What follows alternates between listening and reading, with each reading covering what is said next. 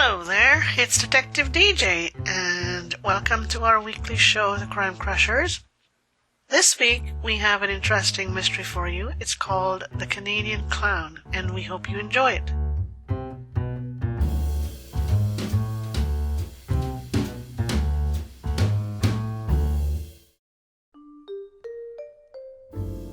Alright, here we go. It starts off with us finding Alex in a Montreal hospital. Alex is an ice skating coach and an information specialist. We depend on Alex for all of her research. He has been called there by his hockey student Marc Andre. Marc Andre's father has been found dead. Marc Andre was at a hockey game when he was called by the hospital. He called his mom, who in turn called her daughter. Her daughter had been studying at the library at McGill University when she received the call from her mom. The security guard at Marc Andre Sr.'s office had found him bludgeoned to death just outside the door of his office. The guard had called 911, but unfortunately Marc Andre Sr. had been dead on arrival at the hospital. This was going to be a criminal investigation, and the family was in great shock. Who could have done this? And why did they do it?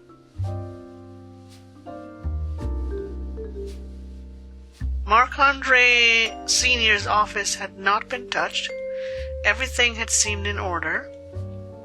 The family had returned to the house, and other family members and friends had come over to visit. Late that night, when everyone had come and gone, Marc Andre Jr. had gone back to his father's office.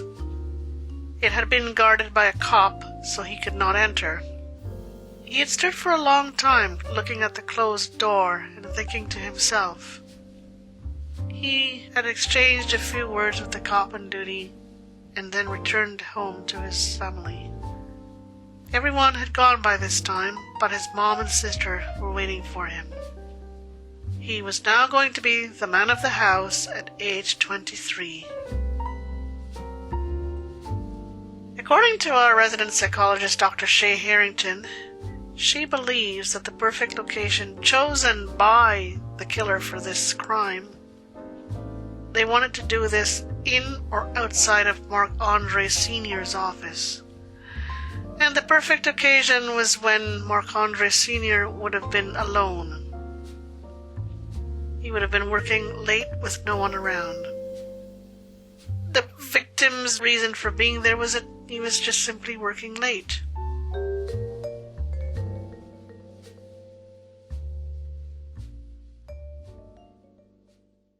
So now let's go on to part 2.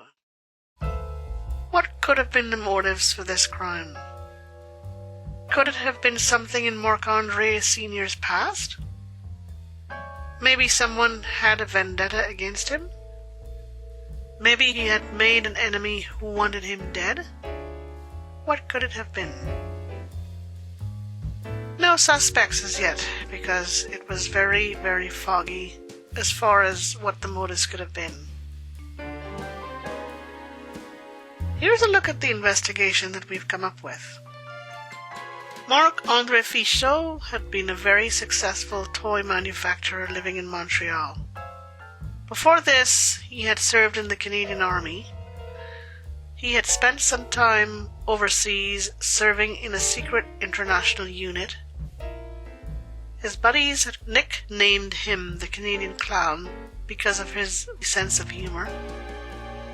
He was very hardworking and had been liked by everyone. One evening, his unit had been attacked by some rebels while they were stationed in Eastern Europe. Marc Andre's best friend had been killed under very cloudy circumstances. His best friend Darius, like I said, was killed, and his dad had blamed Marc Andre for his son's death. His son was the one and only child that he had. He had thought that Marc Andre had been reckless and careless, and he had vowed revenge. However, the army had cleared Marc Andre of all suspicion. Shortly after this, Marc Andre had returned to Montreal and had gone to work for his dad. They had opened a toy manufacturing plant and had become extremely successful. They distributed toys to countless underprivileged kids in many countries around the world.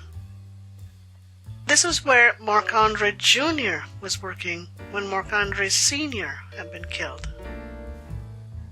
A few months ago, someone had tried to take over the Ficheau toy empire, but the bid was unsuccessful. They had tried to convince some major shareholders to sell to them, but this too was unsuccessful. It failed, but the fight was not over.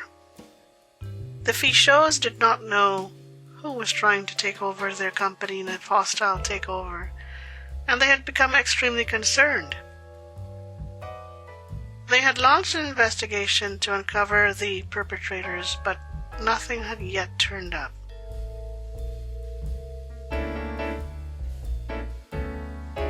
Let's look at the suspects again. The only person that we could come up with was Stefanos Christoforou, Darius's father. Or it could have been the unknown perpetrator of the hostile takeover. Who could it have been? Cause of death for Marc Andre Ficheau Sr. He had died of a massive blow to the head. It had seemed to come from some sort of blunt object. The killer apparently had chloroformed him before administering the fatal blow. Marc Andre Ficheau Sr. had died almost instantly.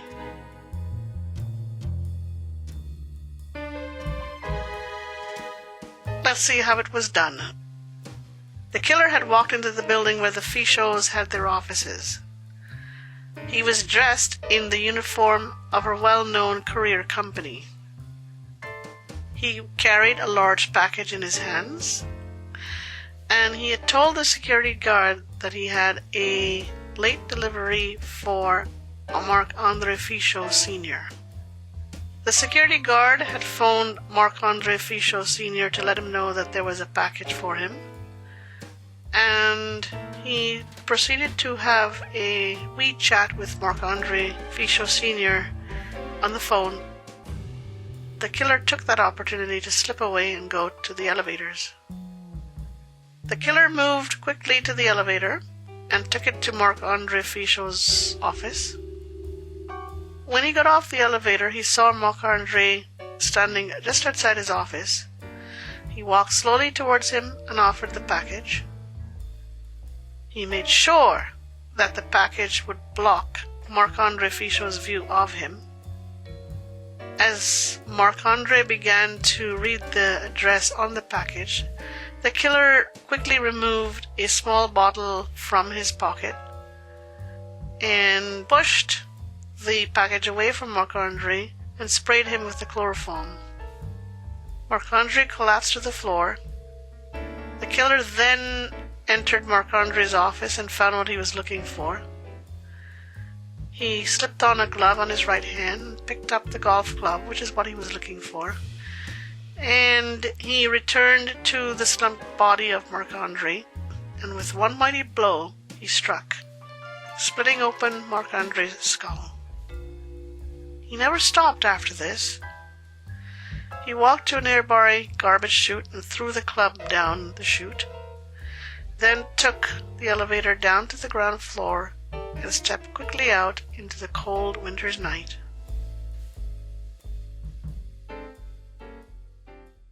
Right, and we're on to part 3 already. Let's give you a brief summary of the crime scene. The crime scene really is when it is reported that Marc Andre Ficheau Sr. has been found dead outside his office. He had been clubbed to death by his own golf club. He was chloroformed by the killer before the act took place. And we find Marc Andre Jr. at the hospital with his mom and sister. The family is in great shock.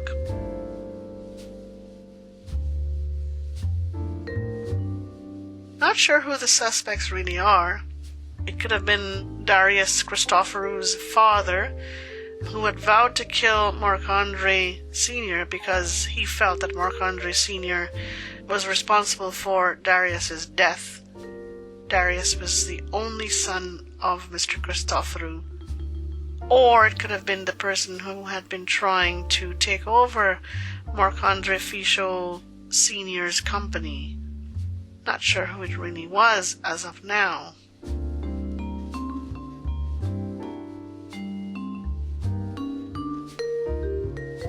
Here are some questions for you to think about before you go into trying to solve who murdered Marc Andre Ficheau Sr. Could someone in his past have come back to settle accounts?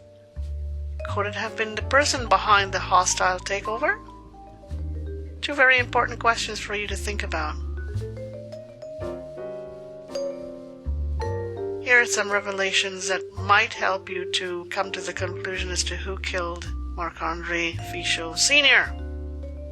The incident that occurred in Eastern Europe when Marc Andre Sr. was a part of that unit was as follows. One evening his unit was attacked by rebels. It appears that Marc Andre opened fire first and the rebels retaliated. Darius Christopherou was killed in the ensuing battle, but we're not sure what really happened, but the army did clear Marc Andre of wrongdoing. Darius's dad blamed Marc Andre for his son's death, and he openly stated that he would get Marc Andre for this. A few months ago, an unknown person had tried to take control of Marc Andre's company. They first planted a rumor which stated that Marc Andre was selling his company because he was gravely ill, and then they attempted to buy up shares when some shareholders started to panic. Marc Andre's CFO got wind of this in the nick of time, and this rumor was put to rest. But the unknown person vowed to keep on trying until they succeeded.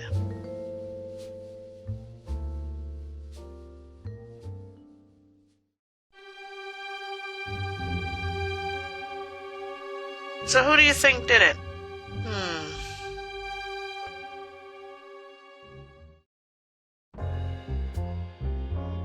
It took us some time before we uncovered the killer. And our man Alex started to investigate the takeover by using his computer. The person who attempted to buy up Marc Andre Ficheau's company shares attempted to do this through a dummy company. The company was based in the Bahamas but had its roots in Switzerland. In Switzerland, it led to Germany and then right across Europe. And the hunt became more confusing. On a hunch, we decided to look for Darius's dad, Stephanos Christopherou. We found him on the island of Corfu, and Alex and I visited him. He was seated in his rocking chair, overlooking a very private beach. And this is what he told us. He first tried to get Marc Andre Sr. by attempting a hostile takeover. When this failed, he then went to Montreal and attempted to kill Marc Andre. He said that it was relatively easy, because the security guard had made it easy. He knew that Marc Andre Sr. had always kept a set of golf clubs in his office, because he had once read an article about this. Marc Andre never knew who hit him. After telling us his story, Stephanos Christopherou asked to be excused to the washroom, but Alex did not trust the man. The detectives cuffed him, and as his wife watched, he was taken away.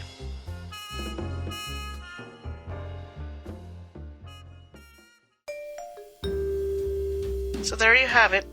Stephanos Christopherou was the one who killed Marc Andre, simply because he blamed him for the death of his one and only son, Darius.